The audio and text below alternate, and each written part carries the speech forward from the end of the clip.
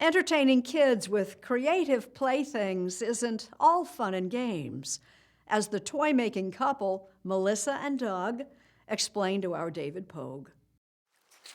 If anyone seems to have it all, it's Melissa Bernstein. Doug, her husband of 32 years, seems to adore her. She's the most selfless person that I've ever met in my life. They have 6 high-achieving kids, and they run Melissa and Doug, the toy company they launched in 1988 with wooden, furry animal puzzles. Oh, the fuzzy puzzle. Yes, the first product. And From those humble beginnings, they built Melissa and Doug into a billion-dollar corporation. Melissa has designed all 5,000 of its products, all of them low-tech. Well, surely the screen and app era has cut into your sales, though. We just had our 32nd straight year of growth. Melissa and Doug, the company, made Melissa and Doug, the couple, rich beyond their wildest dreams. They own 4 homes, including this 38,000 square foot Connecticut mansion, with its own bowling alley, basketball court, and arcade. I can certainly admit that I have enjoyed the material trappings that come from being successful, all those material rewards that make us feel that we've made it. But as you may have guessed, there's a but coming. From my earliest recollections, I felt like I didn't belong here on earth and that something was profoundly wrong deep within my being. Why am I here? What is the meaning of life if we are all ultimately going to die? I felt utter despair. For most of her life, she concealed what she calls her existential depression from the whole world, including her parents and her children. She never sought help. Her only therapy was writing what she calls verses. And when I was young, one of my first verses was, I am fearful, oh so fearful, if you do not show me light, I will lose the will to live and choose to end this futile fight. You wrote that when you were 5? I did.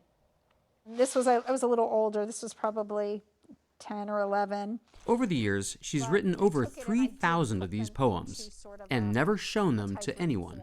This darkness that you lived with growing up, how did it manifest itself in the real world?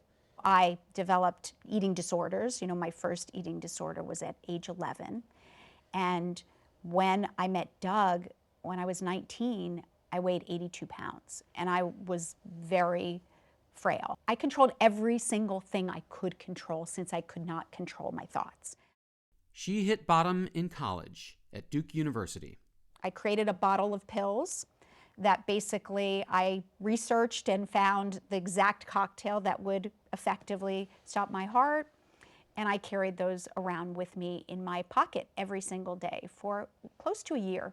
And many days sort of opened it up and looked at them and kind of went like this. And I knew if the pain, got too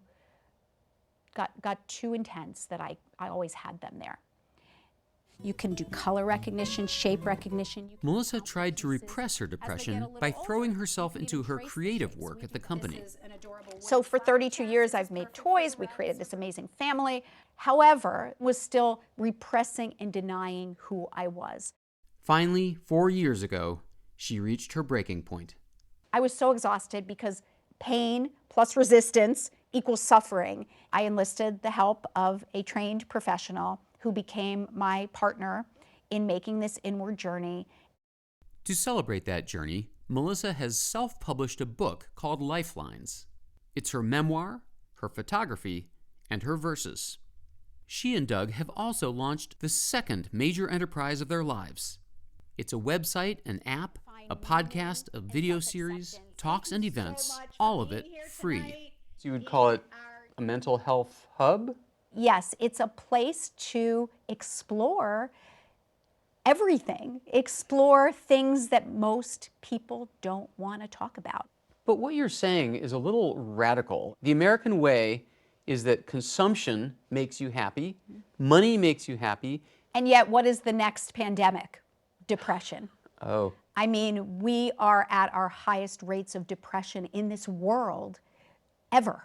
But it really does seem like there is a compulsion these days on social media, on Facebook, on Instagram, to present to the world that everything is great, Yes. to take pictures in front of cool travel know. locations, to show the fancy food we're ordering. What would happen if that came crumbling down because people are taking your advice? It would be the best thing that could ever happen. It's so exhausting having to live a lie.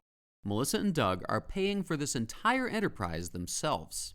Can you give us a ballpark of what this is personally costing you to create? I'd say we've spent several $1 million already, For the and sake expecting to spend a lot more. for the sake of people you don't even know. We do know them. We do know them because they are Melissa, and they are everyone who feels the way that Melissa has felt in her life. Wow. I mean, you might wind up saving lives. I mean, there might be people who owe their continued existence to this enterprise. Well, the first verse on my book is, "Today I saved a life, although it was my very own, but won't serve a greater purpose till I rescue lives unknown."